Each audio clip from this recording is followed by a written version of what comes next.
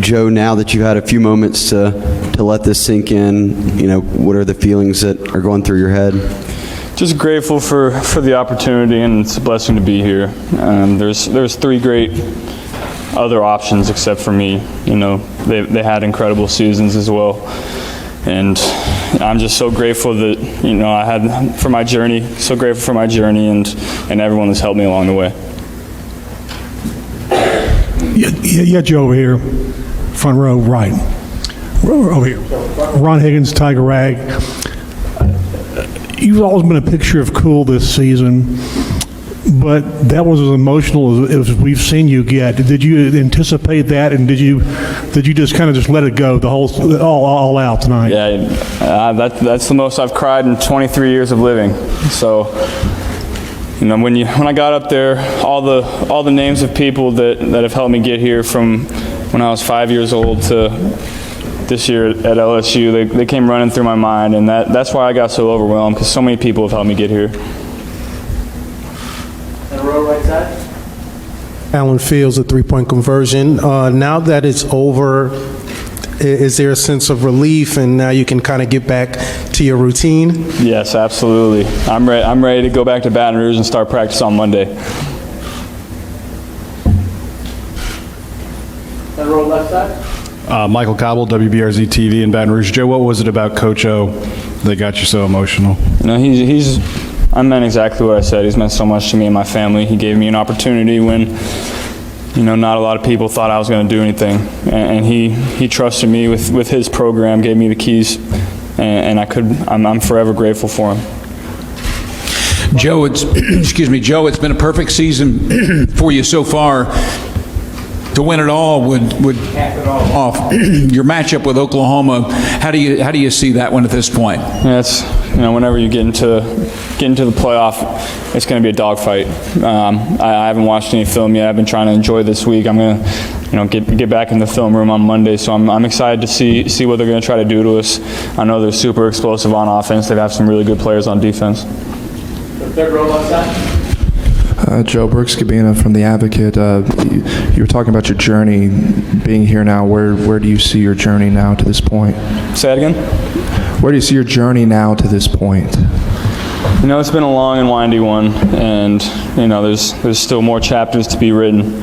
I'm forever grateful for the opportunity that was given to me at LSU and at Ohio State, and there's been a lot of people that helped me along the way, and there's still more chapters to be written, as I said before. Second row, far right side. Zach Braziller, New York Post. Joe, could you just describe tonight, you win by the biggest margin ever, and did it kind of like the season almost like a dream? I mean, could you imagine a night like this back in August? Yeah, this is what little kids dream of doing. When I envision myself growing up playing football, I envision myself on that stage and being the quarterback of the #1 team in the country, getting ready to play for a chance for the national title. So this entire season has been a dream come true for me. Center row left side. Matt Napolitano, Fox News Radio. Congratulations, Joe. Thank you. What did it mean for you to have that moment near the end of your speech to talk about your hometown, where you grew up, and have that love letter to your hometown sort of in that national spotlight? Yeah, I live in the foothills of the Appalachian Mountains, and not a lot of people know where that is. And like I said, it's a very impoverished area, and as much as I can give back to that area, I'm going to do it. And they've meant so much to me and so many other people that have grown up there. Hey, Joe, here in the back, Jacques Doucet, WAFB-TV in Baton Rouge. Billy Cannon passed away, I guess, shortly before you arrived in Baton Rouge. People have talked about Billy Cannon for 60 years. People may be speaking about you for 60 years and beyond. Any thought of kind of how you guys kind of bridge the gap there, the past into the present and now into the future? He's obviously a legend in Louisiana, and to be mentioned in the same sentence as Mr. Cannon, it's an honor. And I just try to give back to LSU and to Louisiana as much as I can. Joe, straight ahead, Shay Dixon with 24/7 Sports. You talked about tonight your dad retiring to be there this year and watch you play. What was that moment like to sit on the stage with your mom and dad? Yeah, it was awesome. And I'm so happy that they were able to be here, and my dad retiring to get to watch me play. It means so much to me and my mom and both my brothers. So it's been a dream season for him and me as well. Joe, over here, you had said earlier that your biggest accomplishment, your most meaningful accomplishment was 13-0. Where does the Heisman Trophy fit in now? Right behind that one. 13-0 is all that matters to me. These awards are nice, and I really think they're team awards. And I think the reason that I'm up here is because we're 13-0, and I have great players and great coaches around me.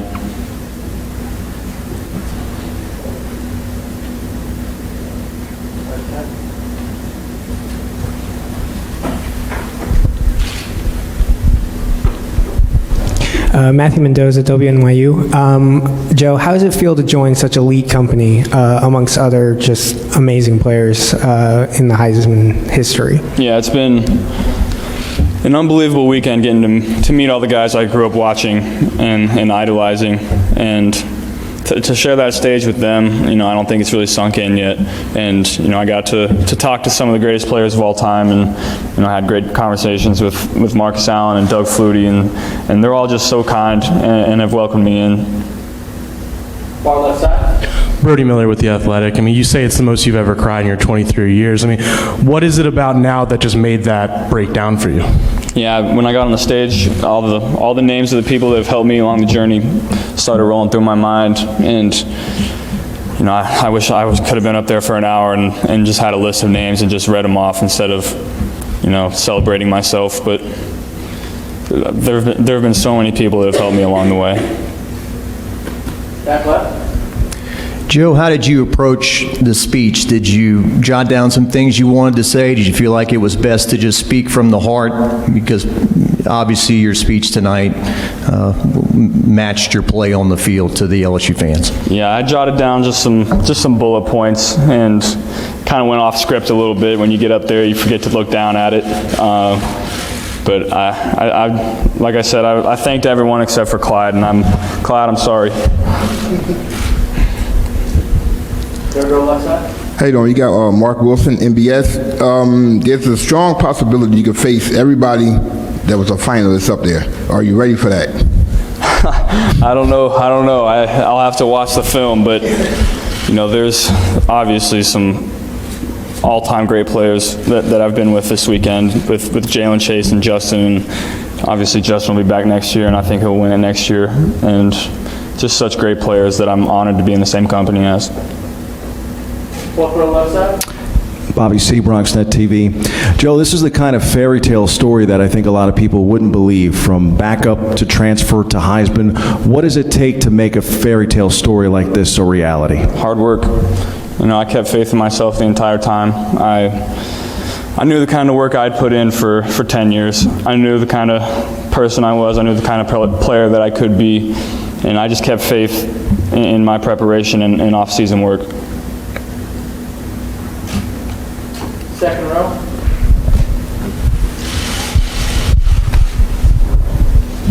Joe, Dan Hope from 11 Warriors. You mentioned Ryan Day and Mickey Marotti and had a chance to catch up with them. Just what did it mean to you to see them in the stands tonight and have a chance to thank them? It was so awesome having Coach O and all my LSU coaches here, and Coach Day and Coach Mick. It was super special for me, and I love Coach Day and Coach Mick with all my heart, and just like you guys have said before, I love them with all my heart, and are also forever grateful for them, because they gave me opportunities when not a lot of people were going to out of high school at that level, and they'll forever hold a place in my heart, and I hope they know that.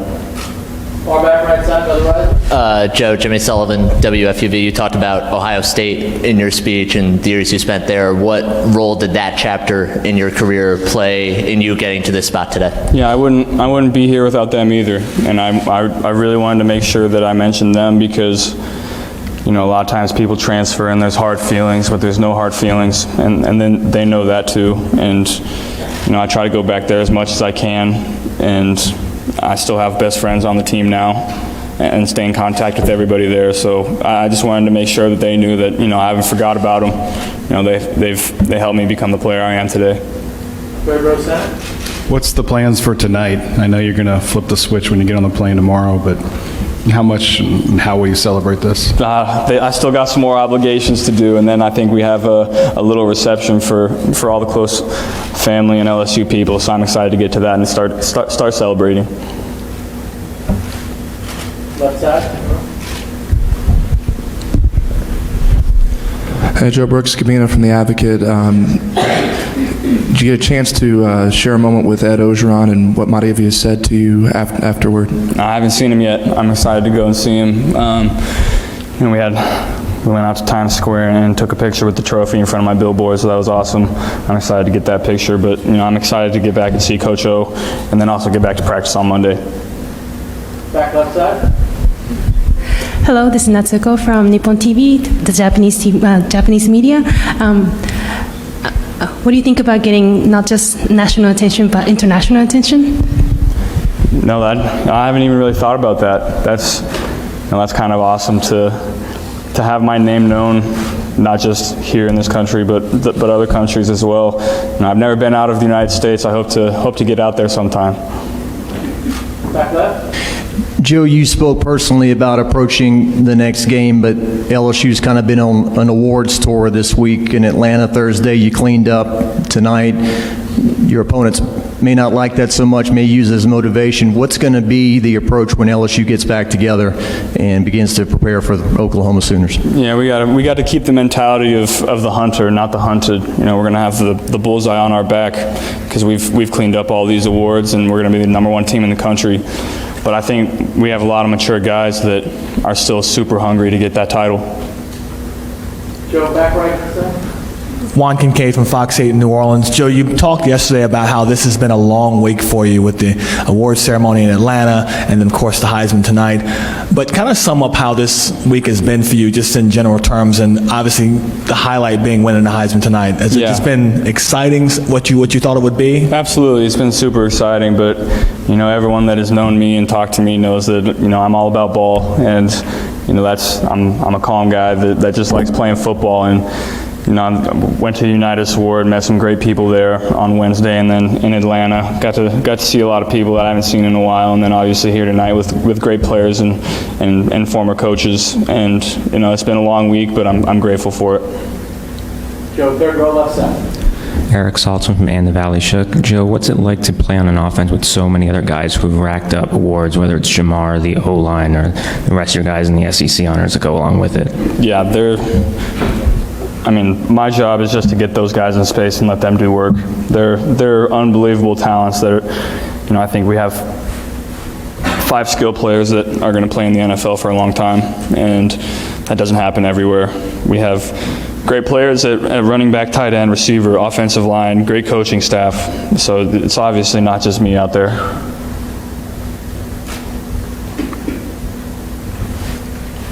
Any other questions? Good to go? Thanks, guys. Thank you.